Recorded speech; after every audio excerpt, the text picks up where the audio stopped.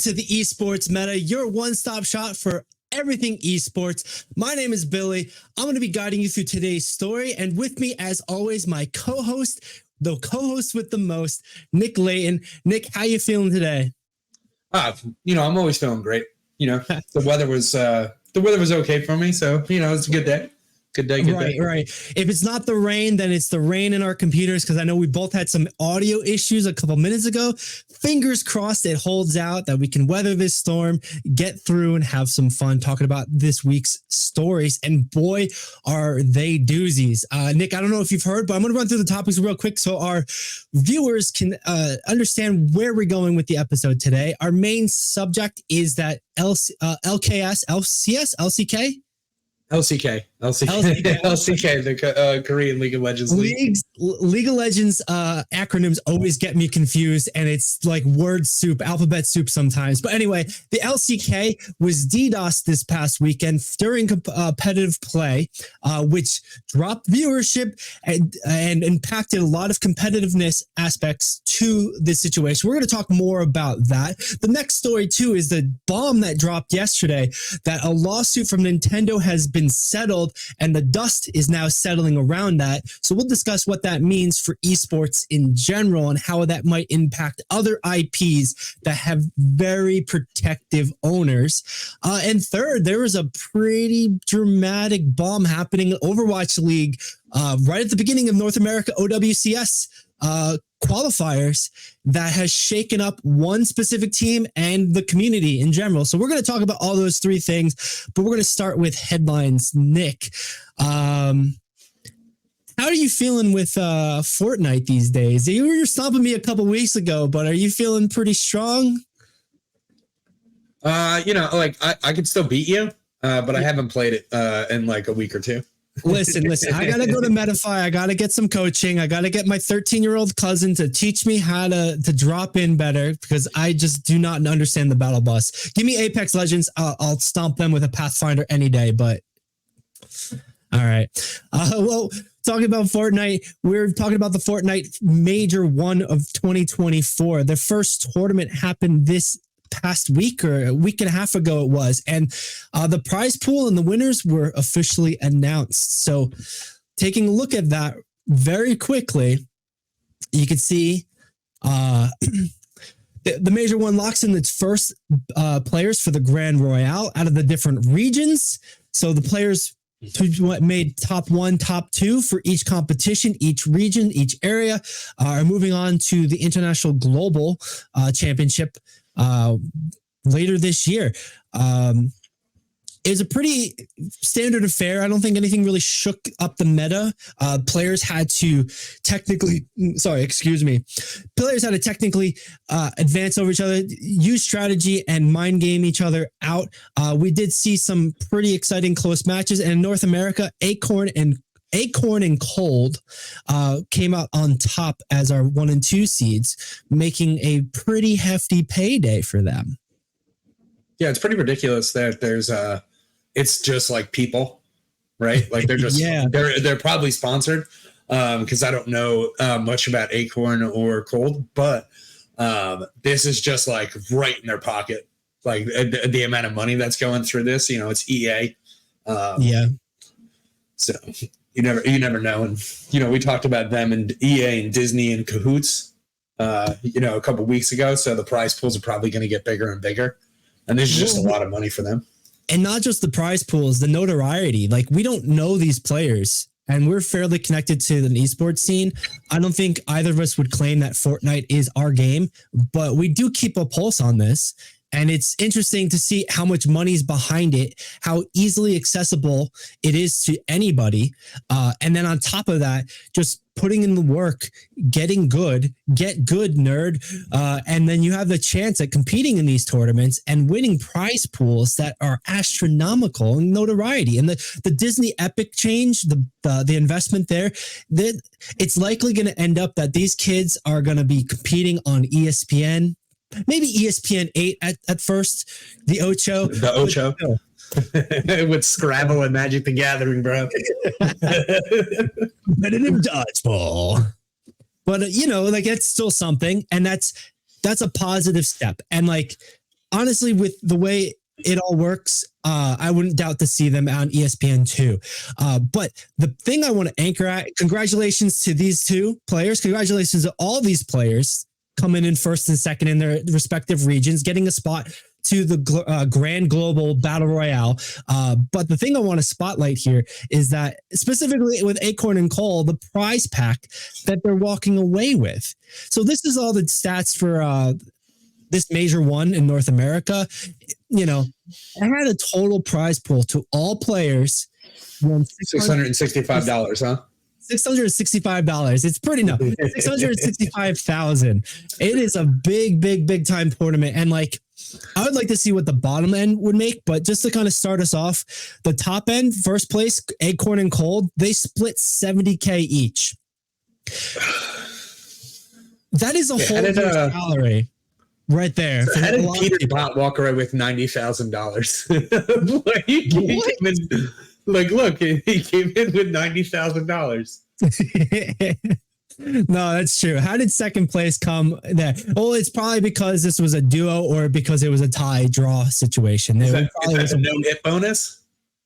Have you seen the no hit the Camp Dad or Bush Dad? I think his name is. All right, so this guy's like, he's a dad. He's older than us, and basically the algorithm allows him to negate not dealing damage and just hiding.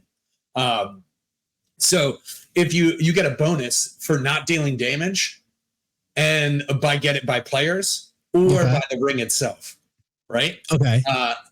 And let's say you came in like 14th place and you were supposed to get like negative 20 points for being 14th place. The bonus itself is higher at higher tiers, I think it was, or higher at lower tiers. Like basically it didn't matter too much. He walked away with like 80 plus points at like Diamond Plus for like not dealing damage. So like did this guy do a no hit run and walk away with like $90,000 because of a bonus? How is that possible? How does that work? It's fully intended, bro. He literally you got to check him out. Completely, but like it's intended based on the rules. Like the rules let them do it, and like that kind of rule set. I don't know if it allows diversity of play, but it definitely allows that rat style of play, right? You hide and scurry and just like.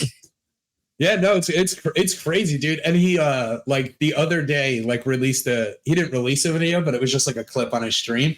When I was like looking at it, I was like, oh man, is that like that's exactly how he does it? And he like explained it. He's like, and he like knows the numbers because he started talking and he was like, no, that number's wrong. He's like, no. He's like 14th place. He's like, you get 14th place, you're supposed to lose like 20 points. Mm-hmm. And if you don't get hit by anything, he's like, you'll end up getting like 86 points instead of 20. Wow. He's like, so you're just gaining your LT or whatever it is. Yeah, you're ratioing the game. That's a good catch. It's and I wonder if Peterbot here in second place, walking away with a bigger prize pool than first place split. One would assume that these two drew or something happened and they decided to split, or they're just teammates or something. But true. Looking into that, like that might be kind of interesting. But either way, 90K for second place is huge. 70K for third place. You're the same as first place effectively. I want to see what top 49th place walked away with a grand, which is still a good payday for a tournament like this. It is probably slim pickings getting in there. It's still probably like a 0.01% of the population that could compete at this level. But again, the meritocracy of it, the harder you work, the better you get good, nerd, and you might get the chance to compete and win some money on this stuff. So always impressive to see the money coming through stuff like this. Always impressive to see how it's going to scale up competitive games, esports, the scene, collegiate. There's going to be a huge draw. Well, Billy just disappeared. So let's talk about it.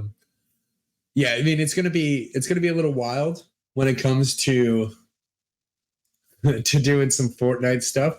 But the players themselves like keep getting younger and younger like each year when it comes to like Fortnite, which is pretty crazy. And I was watching an interview with one of the pros, and he's like, yeah, dude, Ninja, he's like, was great in the beginning. He's like, he was absolutely one of the top players. He's like, now, absolute noob.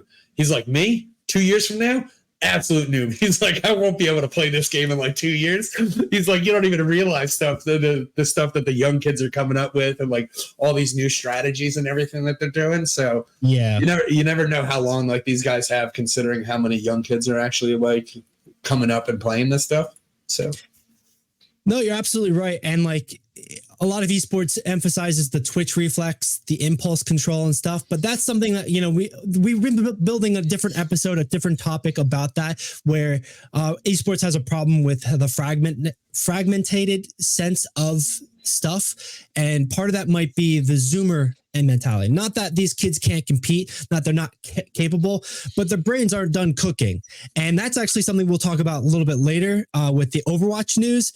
But where do we find that balance of these competitors who are so good at this thing and being able to make a longevity sort of situation where everybody wins? Not for corporations, not for businesses, but the esport, the competition, the game, etc. There's a fine balance, and we've got more coming up about that. We'll be talking a little bit about in a minute with our Overwatch coverage. And that's definitely a topic we're cooking up a little bit later.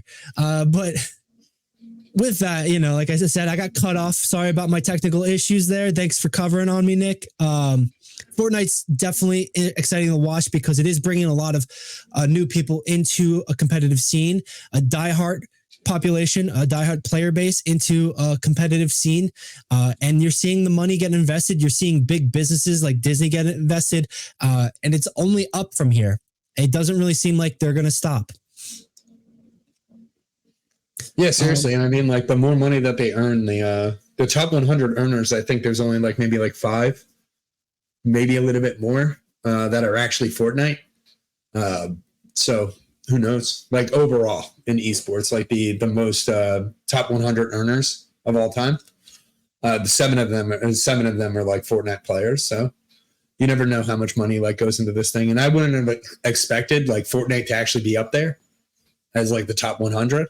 Yeah, at least with like maybe one of them or something like that. But like it's not even a name that you know. So no, that's fair. It's true. And with prize pools like $1 million, I remember one of the first Fortnite esports that I saw was held like I think in MSG or something equivalent, and having a $1 million first place was wild. And I think a 13-year-old kid won that, and that's great. That's wonderful. But like, we're talking about there's so much more to it, and longevity is a definite issue in esports. And I think part of that makes the game fragmented because then people who want to emotionally attach to the games might have a harder time connecting with a player long term because that player just then turns into a streamer, and then that streamer goes variety.